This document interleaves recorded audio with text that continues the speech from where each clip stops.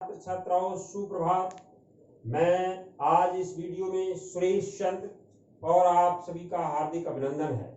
प्रिय छात्रों, हमारी कक्षा 9th में हिंदी क्षितिज नाम की बुक में काव्य खंड में जो हमारा कविता है चंद्रगहना से लौटती बेल, तो इस कविता की रचना करने वाले रचयिता श्री केदारनाथ अग्रवाल जी हैं, जिनके बारे में विस्तार से पूर्व वीडियो में बताया जा चुका है और कविता के बारे में भी बताया जा चुका है। आज हम इस चंद्रगहना से लौटती बेर कविता की व्याख्या करेंगे। आप लोग ध्यान पूर्वक से सुनिए और समझिए, तो पूरी व्याख्या आपकी समझ में आ जाएगी। मैं व्याख्या कर रहा हूं, आप अपनी बुक में देखिए। और व्याख्या इस प्रकार से है, ये आप अपनी क्षितिज नाम की जो बुक है इसको ओपन करिए और इसमें देखिए मैं रीड कर रहा हूं एक एक पंक्ति की व्याख्या। देख आया चंद्र गहना, देखता हूं दृश्य अब मैं, मेड़ पर इस खेत की बैठा अकेला। कभी चंद्र गहना देखकर लौटते हुए एक खेत की मेड़ पर, देख आया चंद्र गहना, कभी चंद्र गहना देख कर लौटते हुए एक खेत की मेड़ पर, मेड़ पर इस खेत की बैठा अकेला। लौटते हुए एक खेत की मेड़ पर अकेला बैठा हुआ, खेतों के एक बीते के बराबर, मतलब खेतों के प्राकृतिक दृश्य देख रहा है। उसने छोटा सा चने का पौधा, एक बीते मीन्स का अर्थ होता है एक ब्रास्त, एक माप के बराबर, ये हरा ठिगना चना, ठिगना का अर्थ होता है नाटा छोटा। उसने छोटा सा चने का पौधा जिसकी ऊंचाई एक बालिस्त भर की है। आगे देखिए, बांधे मुरैठा शीश पर। मुरैठा, मुरैठा कहते हैं एक प्रकार की पगड़ी, एक प्रकार की पगड़ी, यानी बांधे मुरैठा शीश पर। शीश का अर्थ है सिर पर, सिर पर एक प्रकार की पगड़ी गुलाबी रंग की, यानी मुरैठा बांधे बैठा है। छोटे गुलाबी फूल का सज कर खड़ा है, और चने के पौधे पर जो गुलाबी रंग के फूल आए हैं, वे कवि को मुरैठे से जान पड़ते हैं। आगे देखिए, पास ही मिलकर उगी है बीच में अलसी हटीली।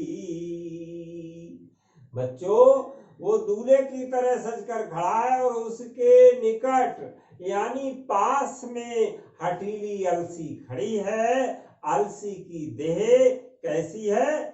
देह की पतली, कमर है लचीली। अलसी की जो देह है वो पतली है, कमर लचकने वाली है। नीले फूले फूल को सिर पर चढ़ाकर, क्या कह रहा है कि वो सिर पर नीला फूल चढ़ाकर कह रही है, भावों में क्या कह रही है कि जो, आगे देखिए, कह रही है जो छुए ये दूं हृदय का दान उसको, जो इस फूल को छू लेगा मैं उसे अपना दिल दान दे दूंगी, यानी दिल दे दूंगी।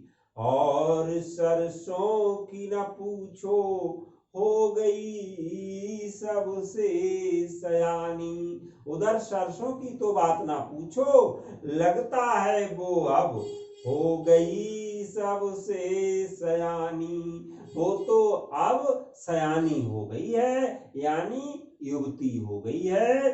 आगे देखिए, हाथ पीले कर लिए हैं ब्याह मंडप में पधारी, हाथ, उसके पीले फूल देखकर कवि क्या कहता है, उसने हाथ पीले कर लिए और विवाह के मंडप में आ गई है। और फाग गाता मास फागुन आ गया है आज जैसे।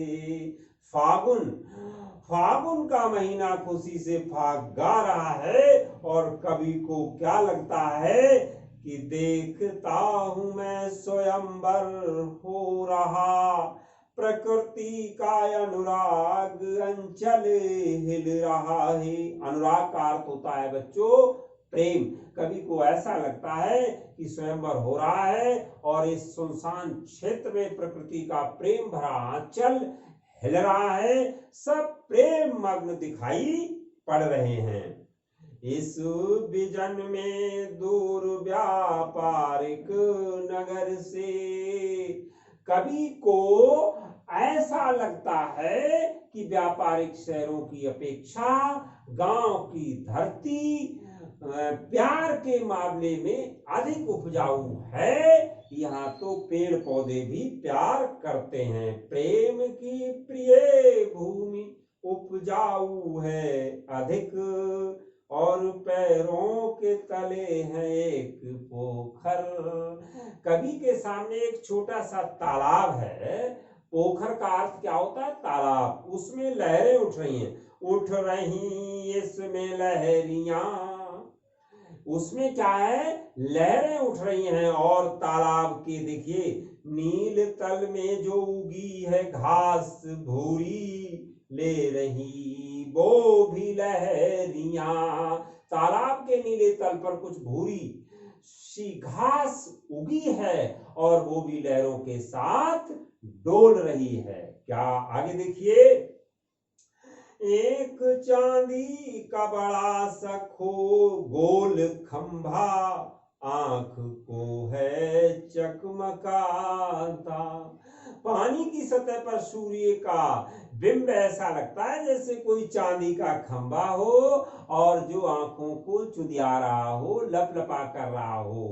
तालाब के किनारे देखिए बेटा, हैं कई पत्थर किनारे, पी रहे चुपचाप पानी। देखो बच्चों कितना सुंदर वर्णन है कि जो पानी पीते हुए तालाब के किनारे अनेक पत्थर हैं और उनकी प्यास जाने कब बुझेगी। आगे देखिए,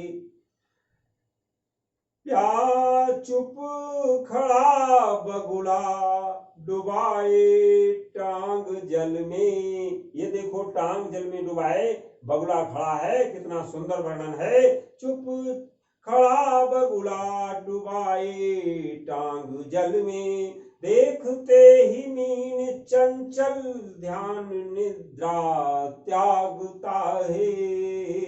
चंचल, चंचल जो अस्थिर हो, जो एक जगह स्थिर ना रहने वाला, उसको चंचल कहते हैं। बच्चों बगुला में पानी देखो, चुप खड़ा बगुला डुबाए टांग जल।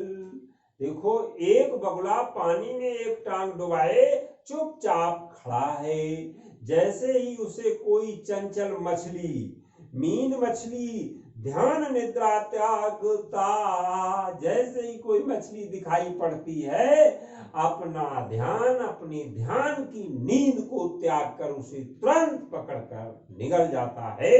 आगे देखिए कितना सुंदर वर्णन है। चट दबा कर चोच में नीचे गले के डालता है।